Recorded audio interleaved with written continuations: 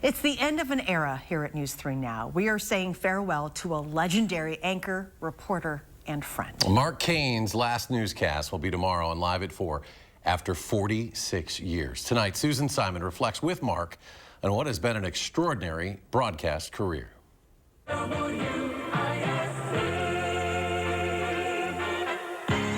Soon after graduating from UW-Madison with his journalism degree, Mark quickly established his presence at WISC-TV as a reporter and news anchor. State officials say they can't recall a case like Dotson's ever happened. U.S. drug czar Bob Martinez gives an upbeat assessment. Brent Moss is reportedly hurt and angry over a headline story about...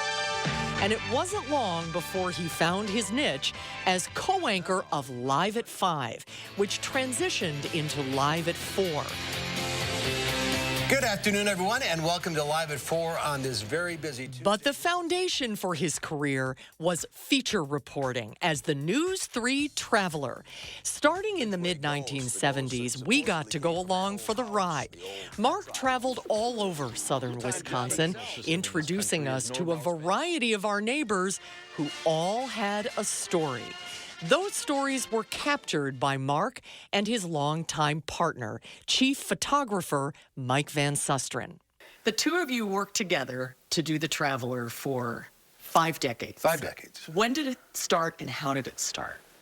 I think it's just sort of emerged. It took on a life of its own. We do feature stories because that's sort of what I like to do. And this was modeled sort of after Charles Kuralt and his legendary photographer. Izzy Bleckman.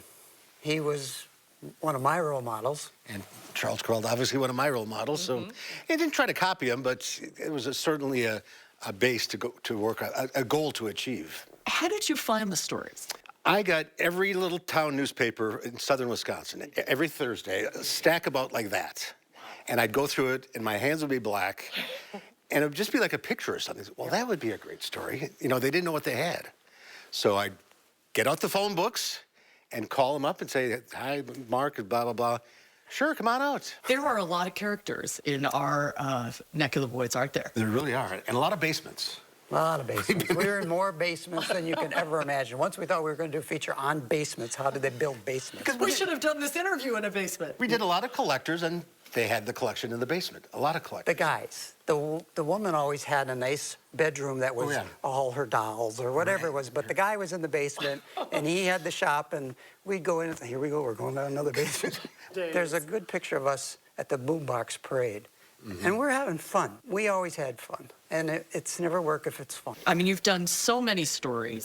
We're trying to figure out How many thousands of stories. How many stories do you think you've done? Thousands. And 3 or 4 good ones.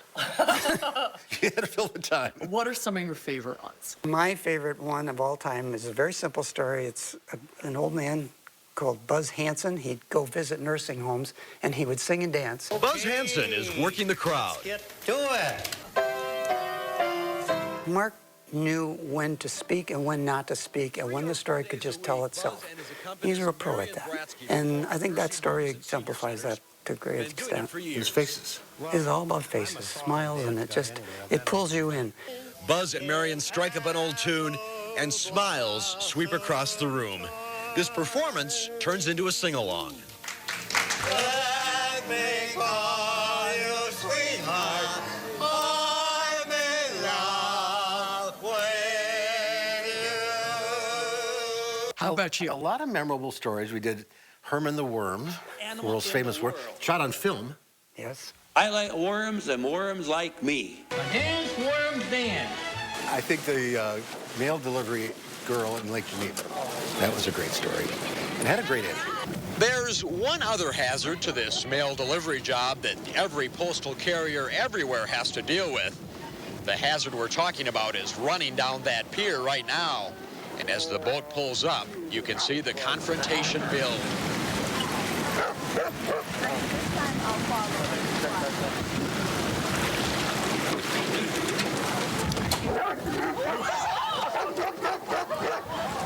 What's that expression? Through rain and sleet and snow? Nowhere does it say mean dogs sitting on piers. And the singing farmer. I love the singing farmer. These precious days,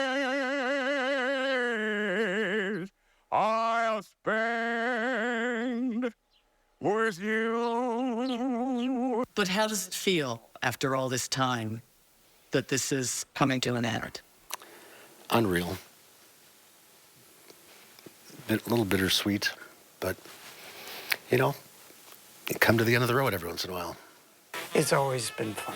It was never work. It was fun. The two of you have some magical gift to have what you guys have had over 50 years. It's magical. It is magical. Yeah. I wouldn't trade it for anything.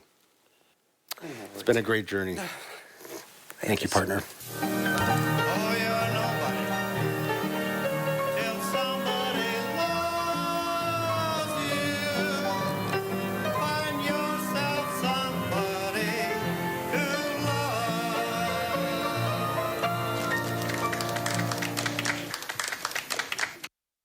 He has been an incredible storyteller for us. Don't miss Mark's final broadcast tomorrow on Live at 4. And Madison Mayor Satya Rhodes Conway issued this proclamation officially declaring tomorrow, Friday, January 19th, Mark Koehn Day in the city of Madison. We also have a very special message for Mark from Governor Tony Evers.